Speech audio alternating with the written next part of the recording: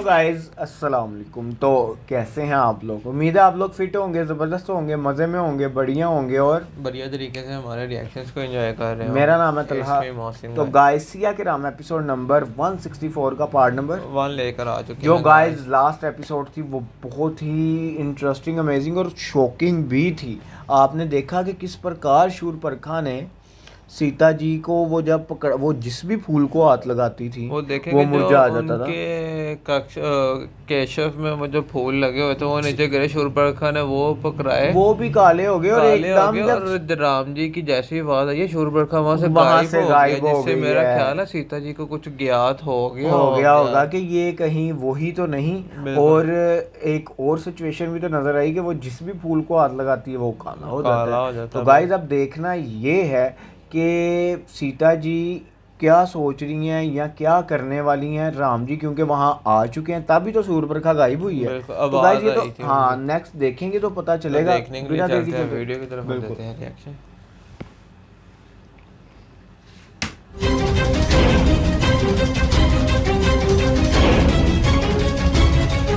वो देखो, एक तरफ से वाइड है एक तरफ से ब्लैक।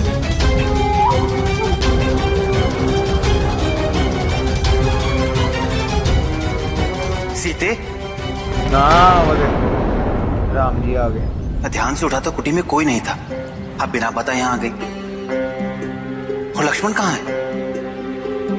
मुझे लगता है कि आज मैं उस स्त्री से मिली जिसके प्राणों की रक्षा आपने की थी।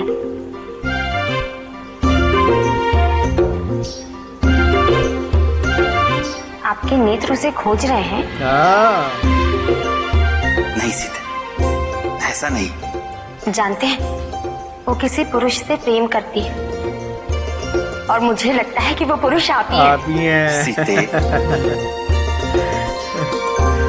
लक्ष्मण जी भी आ गए। भैया आप यहाँ? कोई संकट तो नहीं? हाँ, बहुत बड़ा संकट है। एक स्त्री को तुम्हारे भैया से प्रेम हो गया है। बिल्कुल। कौन है वो स्त्री जो आप दोनों के बीच में आने का प्रयास कर रही है? हाँ लक्ष्मण, तुम्हारी भाभी तुम्हें सता रही है और मुझे भी।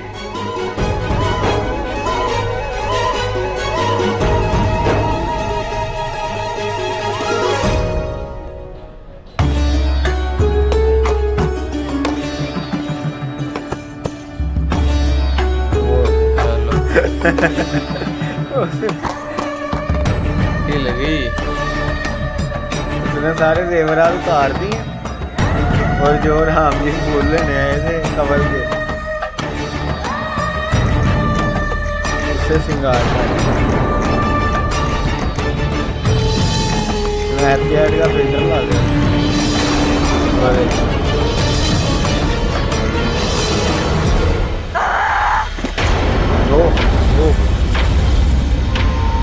मुझे सुंदर दिखना है, सुंदर बनना है।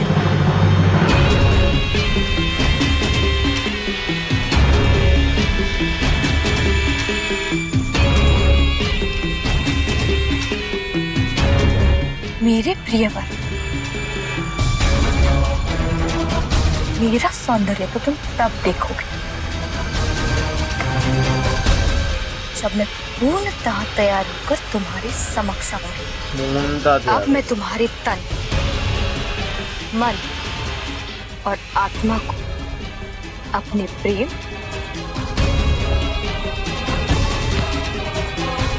और सौंदर्य में डुबाऊंगी। वो कैसे?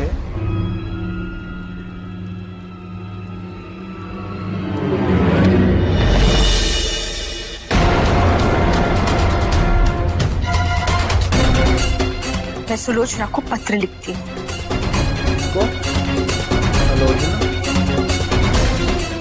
और उससे श्रृंगार की सारी वस्तुएं मंगवाती हूँ। प्रिय सुलोचना, मैंने कभी कल्पना भी नहीं की थी कि पंचवटी का वातावरण इतना सुंदर और मनोहरी होगा। यहाँ मैंने वो सुख पाया है जिसे व्यक्त करना शब्दों में संभव नहीं है। यहाँ मैंने एक दिव्य पुरुष देखा है, दिव्य पुरुष जिसकी भुजाएं विशाल, और वक्ष स्थल विस्तृत है, जिसके नेत्र कमल समान है, जिसका मुख ओज और दिव्य आभा से युक्त है, जिसके शीश पर घनी और श्याम केश विराजते हैं। वीर, शौर्य और पराक्रम की प्रतिमूर्ति है वह, जिसने अकेले ही समस्त असुरों को युद्ध में पराजित कर ऋषि मुनियों और ग्रामवासियों की रक्षा की है। जो सन्यासी का वेश लिए वन में सिंह समान विचरण करता है, जिसका नाम है राम। नाम भी पता चल गया। और उसी राम को मैंने अपना तन, मन और हृदय सौंप दिया है। राम, उस पुरुष सिंह के सामने श्रृंगार विहीन होकर जाने में लज्जा आ रही है, इसीलिए तुम मेरे लिए श्रृंगार के सभी साधन यहाँ भेज दो, उसके साथ एक दासी भी जो मेरा श्रृंगार कर सके।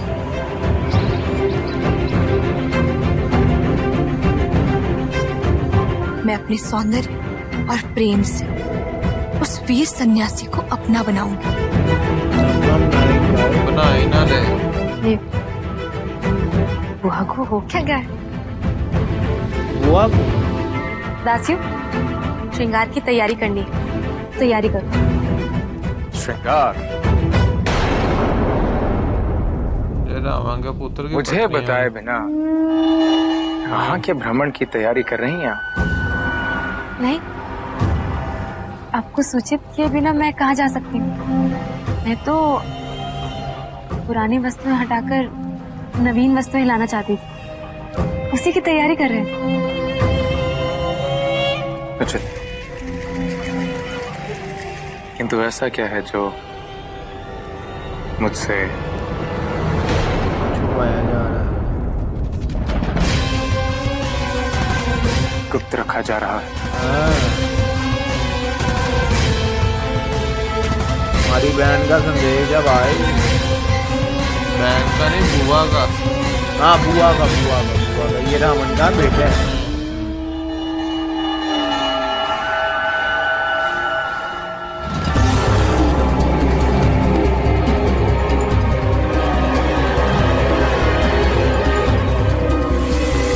राम, अर्थात दोनों सन्यासियों में से एक सन्यासी राम। ये तो आगे ढूंढ रहे थे। ये ज्ञात होने के पश्चात कि वो किसकी बात कर रही थी, हम फिर भी बुआ की सहायता करने के लिए तत्पर थी। क्यों? यदि तुमने बुआ की सहायता करने का प्रयास किया, मैं तुम्हें कारावास में डाल दूंगा। कारावास में डाल? भूल जाओगी कि प्रकाश क्या होता है, और इस कार्य के लिए न तुम्हें क्षमा मिलेगी, न बुआ को क्षमा मिलेगी, और न ही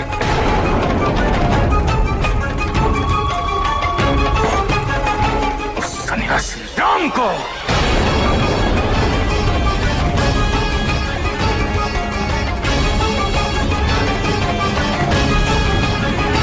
राम जी के नाम से लंका तो अभी काम में लग पड़ी है। यहाँ भी देवदास।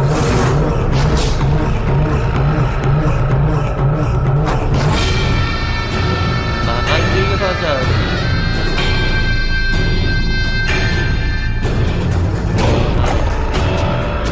मामा शुक्री जो खेलता था ना, जैसे दूसरी खेल दिया।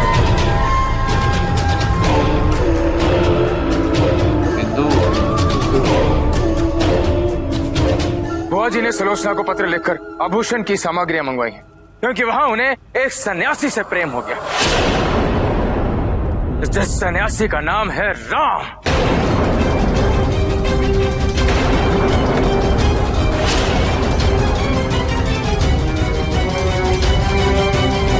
तो श्री आपने कुछ सुना? इस प्रकार उद्विग्न होना तुम्हारा स्वभाव नहीं है मेघना। देखना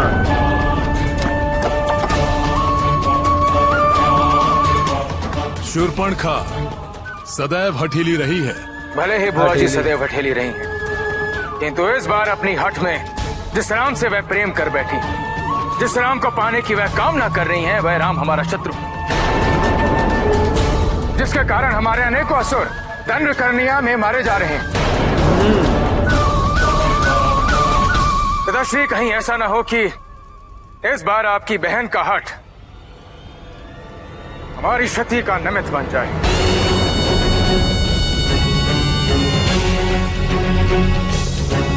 चाल चलिए मंत्री महोदय। 5। अब आप पराजित होते प्रतीत हो रहे हैं महाराज। पराजय लंकेश नहीं जानता पराजय क्या है। फिर से डालो।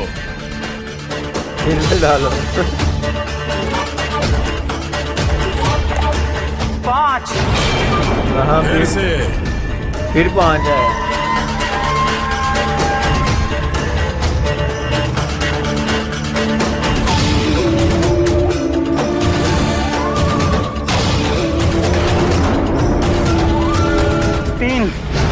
अब सही। अब मेरे पास आपके लिए कोई भी चाल का विकल्प नहीं है। आप विजयी हुए हैं लंकेश।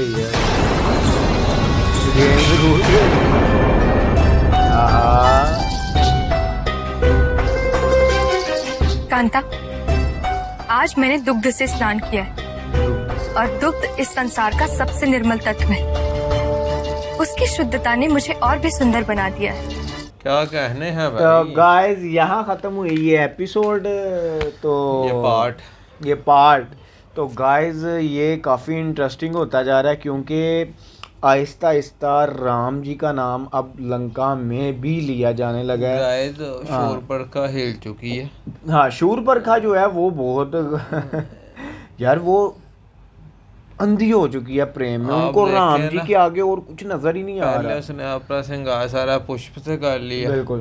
फिर एकदम उसके ज़हन में सीता जी दोबारा मुझे खूबसूरत होना। मुरझाए पुष्प को भी उन्होंने पकड़ा तो वो पुष्प खिल गया भाई।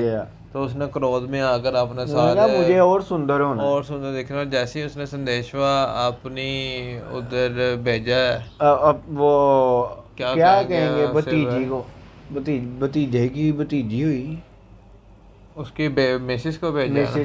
चलो मिसेस को भेजा भाई। और यार वो उसका क्या नाम है रावण के बेटे का,